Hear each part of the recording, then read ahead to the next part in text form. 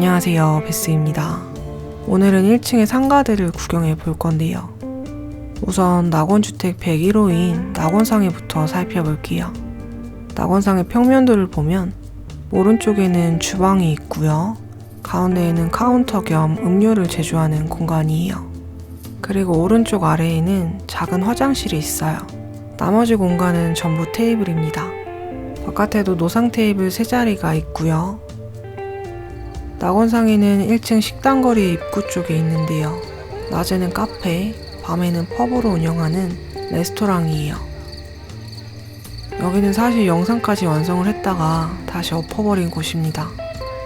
처음에 만들었던 건 동남아 분위기에 더 가까운 것 같아서 자꾸 마음에 걸리더라고요. 그래도 한 곳쯤은 로컬 느낌을 내고 싶어서 다시 만들게 되었어요. 저는 홍콩의 미도 카페를 참고해서 만들었습니다. 그래서 벽은 미도 카페처럼 촘촘한 타일로 설정해줬고요. 앞쪽 테이블에 앉아있는 얘네는 여기 사는 심들을 다르게 꾸며준 거예요. 이 여심은 루루심입니다. 배우가 부족해서 1인 다역 중이에요. 플레이팅도 로컬 메뉴를 흉내내고 싶었는데요. 그래서 토스트랑 에그타르트를 올려놔 봤어요. 에그타르트 옆에는 낙원상이라고 쓰인 계산서가 있고요. 이쪽에는 다양한 패턴의 화려한 식탁보를 깔아주었어요. 한 가지 아쉬운 점은 앞에 보이는 저 문이 화장실 문이에요. 문을 설치해줄 때가 마땅하지 않아서 어쩔 수 없이 테이블 근처에 설치했습니다. 화장실로 들어가면 개수대가 보이고요. 쓰레기가 쌓여있지는 않은데 낡기도 했고 청소를 대강대강 해서 그렇게 깨끗하지는 않아요. 변기 위에는 대리운전 라이터가 올려 있어요. 다시 나가서 이번엔 반대편 테이블을 볼게요. 바닥에서 나오는 연기는 담배 연기를 연출해 본 건데요. 연기가 발목에서만 맴돌아서 뭔가 드라이 아이스처럼 돼버렸네요. 홍콩 영화 속의 매캐한 분위기를 따라해보고자 시도를 해봤습니다. 홍콩 식당 사진들을 보다 보니까 민트색을 자주 사용하는 것 같길래 저도 테이블과 의자를 민트색으로 설정해줬어요. 음료 박스를 넣어줄 공간이 있었으면 했었는데 적당한 아이템이 없더라고요. 왼쪽에 있는 여심도 반다심이에요. 1인 2역 중입니다. 건너편에는 냉장고가 보이고요. 그 위에는 TV도 올려놨어요. 테이블 위에는 코팅된 메뉴판이 깔려 있어요. 밀크티를 마시고 있습니다. 미도 카페처럼 블랙 앤 화이트의 컵과 소설을 사용해줬어요. 좀 과장된 음식을 올려두고 싶어서 둘이 먹기에는 많은 양의 핫케이크 아이템을 배치해봤고요. 이쪽에는 안주를 시켜서 먹고 있는데요. 여기 앉아있는 손님들은 데코 아이템입니다. 앞쪽 접시에 있는 게 멘보샤 같이 생긴 것 같아서 놔봤어요. 실제로는 콘브레드라고 써있더라고요. 돌아서면 바 자리가 보이고요. 안으로 들어가면 카운터 겸 음료와 서빙을 준비하는 공간이 나옵니다. 여기는 밀크티를 만드는 곳이에요. 그래서 우유를 데울 간이 스토브가 있고요. 이쪽에서는 서빙 트레이를 받기도 하고 소스와 음료를 준비할 수 있는 곳이에요. 오른쪽에 있는 작은 냉장고에는 프리미엄 음료들을 넣어 두었는데요. 가운데에는 병에 든 테이크아웃용 밀크티가 있습니다. 낙원상에 마크가 붙어 있어요. 안으로 들어가면 주방이 나오고요. 주방이 그렇게 넓지 않고 따로 창고도 없어서 물건들이 많이 쌓여 있어요. 벽에 달린 선반에는 안주로 판매하는 꼬치들이 있고요. 싱크대에서 야채를 손질하기에는 설거지하기에도 너무 좁아서 싱크대 아래에서 따로 손질 중이에요. 조리대도 넓지 않아서 재료들이 정신없이 올려 있습니다. 여기 있는 건 서빙 트레이예요. 앞쪽에서 가져가기 쉬운 자리에 올려놨어요. 좀 전에 업소용 냉장고 하나로는 부족해서 맞은편에 냉장고 2대를 따로 더 설치해놨고요. 주방으로 들어오는 입구에는 PVC 소재의 갈라진 커튼이 걸려 있습니다. 주방을 나가서 바 자리 앞에는 커피와 쿠키를 올려놨고요. 여기서 계산을 하면 돼요. 근데 지금 생각하니까 바 자리가 가득 차 있으면 계산하기가 좀 뻘쭘하겠네요. 이쪽은 혼자 온 손님들이 자주 앉으니까 스탠드 메뉴판으로 조금 프라이빗하게 자리를 나눠줬어요. 식당의 입구 옆에는 수족관과 주크박스가 있습니다. 수족관 안에는 영화 중경삼림처럼 비행기 모형도 넣어놔봤어요. 이번엔 밖으로 나가볼게요. 밖에는 노상 테이블 3개가 있고요.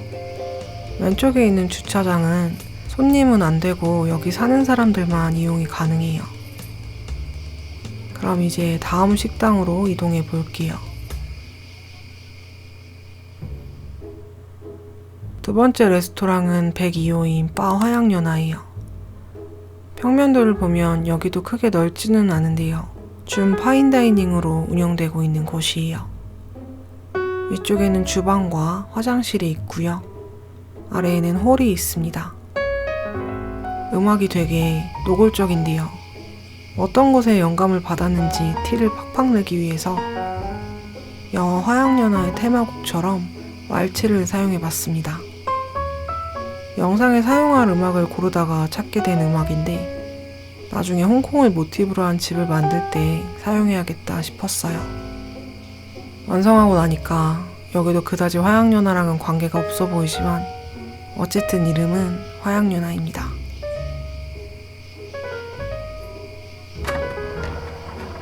들어가면 레스토랑 가운데에는 이름과 어울리는 연인의 동상이 보이고요. 여기도 초안하고 색감이 많이 달라졌는데요.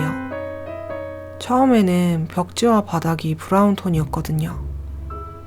근데 제가 원하는 분위기보다 너무 부드러운 느낌이라 갈색이었던 부분들을 검정으로 바꿔주었어요. 이 조각상은 꽃밭에 앉아있는 듯한 느낌으로 연출해주고 싶어서 주변에 꽃과 풀들을 장식해뒀어요. 벽에는 산의 전경을 커다랗게 걸어두었고요. 좀 색이 바랜 느낌으로 보이고 싶었어요. 양식점이지만 전체적으로 고급 중식당 느낌을 생각하며 만들었습니다. 파티션에는 만개한 꽃들이 그려 있고요. 파티션과 테이블의 간격이 너무 좁아서 들어가기 좀 힘들 것 같은데 어떻게 들어갈 수 있다고 칠게요. 밀크글라스 질감은 아니지만 식기들을 전부 영화 속 파이어킹 컬러로 바꿔주었어요. 테이블 수가 많지는 않아서 주로 예약제로 운영되고 있고요. 여기도 루루심이 1인 3역 중이에요. 약간 아메리칸 호러 스토리의 세계관 같은 느낌이라고 생각해주세요. 앞쪽에 바 자리에는 화양연화라고 쓰인 네온을 달아주고 싶었는데 메쉬를 어떻게 만드는지 모르겠더라고요. 그래서 그냥 이미지로 달아줬습니다. 진열장 안에는 스크린을 설치해줄까 하다가 적당한 사이즈가 없어서 동양풍의 그림을 설치해줬어요. 위에는 케이크 스탠드와 쿠키 스탠드도 있고요. 바 자리는 테이블 수에 비하면 그래도 많은 편이에요. 이번엔 왼쪽으로 옮겨서 커튼 뒤에 있는 주방으로 이동해 볼게요.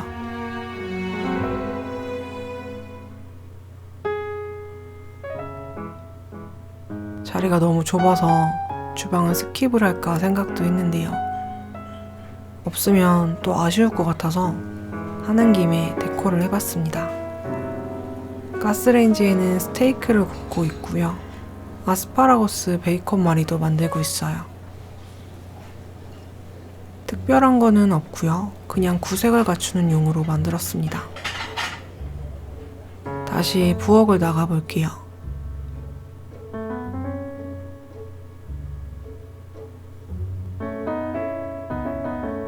반다는 이 바에 자주 오는데요. 그래서 문을 열고 들어오는 장면을 넣고 싶었어요. 근데 심히 걸을 때 너무 웃고 두리번거려서 사용할 수가 없었습니다. 걸을 때 표정 같은 것도 컨트롤이 되는지 모르겠는데 사제심들은 유난히 많이 웃고 다니는 것 같아요. 가끔 무섭더라고요. 이번에는 화장실로 이동을 해볼게요. 화장실은 카운터 옆에 있는 문으로 들어가면 되고요. 여기는 낙원상해처럼 열자마자 화장실이 나오는 게 아니라 이중으로 문이 달려 있어요. 골드톤의 변기와 세면대를 사용해 줬고요. 좀 넓었으면 파우더룸도 만들어주고 싶었는데 파우더룸은 고사하고 너무 좁아서 남녀 공용으로 만들었습니다. 옆에는 겉옷이나 가방을 올려둘 수 있는 의자가 있고요.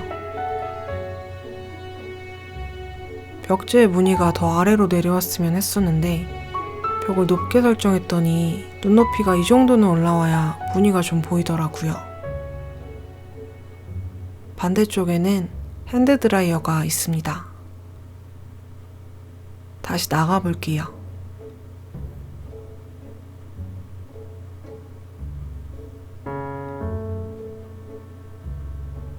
이제 이 레스토랑도 구경을 다 했고요. 밖으로 이동해 볼게요.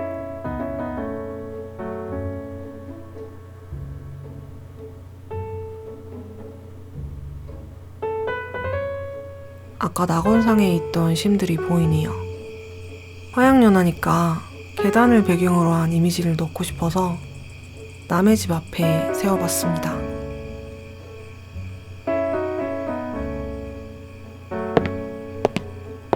계단을 올라가면 낡은 벽과 바닥이 보이고요. 문에는 200일 비오라고 적혀 있어요. 그럼 다음 영상에서 마지막 집을 소개하도록 할게요.